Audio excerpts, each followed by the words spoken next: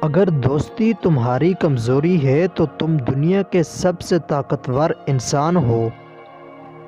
ایمان والی عورت کا اصلی زیور سونا چاندی نہیں بلکہ حیا اور پردہ ہے۔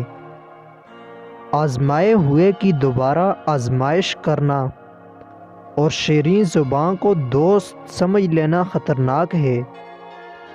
کوئی تمہارا دل دکھائے تو ناراض مت ہونا، کیونکہ قدرت کا قانون ہے جس درخت کا پھل زیادہ میٹھا ہوتا ہے لوگ پتھر بھی اسی کو مارتے ہیں۔